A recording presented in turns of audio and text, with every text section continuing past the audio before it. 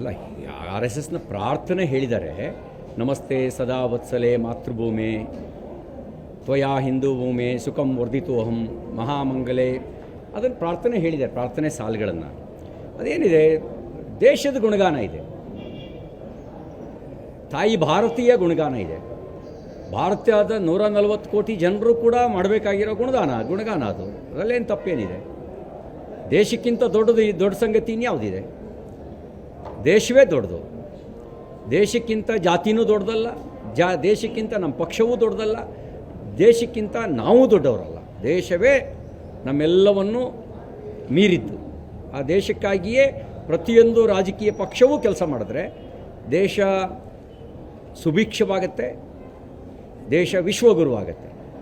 Sir, DCM ಅವರು ಆಗಲೇ ಮಾತಾಡ್ತಾ ಹೇಳ್ತಿದ್ರು, ಇವಾಗ ಯಾರದಲ್ಲಿ ಏನು ಒಳ್ಳೇದಿದೆ ಅದನ್ನು ತಗೊಳ್ಬೇಕು ಅಂತ. RSSನಲ್ಲಿ ಎಲ್ಲವೂ ಒಳ್ಳೇದಿದೆ ಅಂತ ಅವ್ರ ಭಾವನೆ, ಅದನ್ನು ಹೇಳ್ತಾ ಇದ್ದೀರಾ? 100ಕ್ಕೆ 100ರಷ್ಟು RSSನಲ್ಲಿ ಎಲ್ಲವೂ ಒಳ್ಳೆಯದಿದೆ. RSS ರಾಷ್ಟ್ರಭಕ್ತಿಯ ಸಂಸ್ಕಾರವನ್ನು ಕೊಡುತ್ತೆ.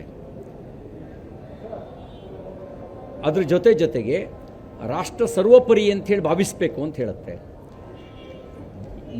ನಾವು ಯೋಗ್ಯರಾಗೋದ್ರ ಮೂಲಕ ಸಮಾಜಕ್ಕೆ ಕೊಡುಗೆ ಕೊಡಬೇಕು ಅಂತ ಹೇಳುತ್ತೆ. ಅದನ್ನು ಸ್ವೀಕಾರ ಮಾಡೋದು ಎಲ್ಲರೂ ಸ್ವೀಕಾರ ಮಾಡಬೇಕು. ಒಳ್ಳೇದು ಯಾರಿಗೆ ಬೇಡ? ಒಳ್ಳೆಯದು ಅನ್ನೋದು ಆಕ್ಸಿಜನ್ ಇದ್ದಂತೆ. ಆಕ್ಸಿಜನ್ ಕಡಿಮೆ ಆದಷ್ಟು ಆರೋಗ್ಯ ಕೆಡುತ್ತೆ. ಆಕ್ಸಿಜನ್ ಚೆನ್ನಾಗಿದ್ದರೆ ನಿರಾಳವಾಗಿ ಎಲ್ಲರೂ ಉಸಿರಾಡ್ಬೋದು. DKC ಅವ್ರನ್ನ ನನಗೂ ಅರ್ಥ ಮಾಡ್ಕೊಳ್ಳೋಕ್ಕೆ ಸಾಧ್ಯ ಆಗಿಲ್ಲ.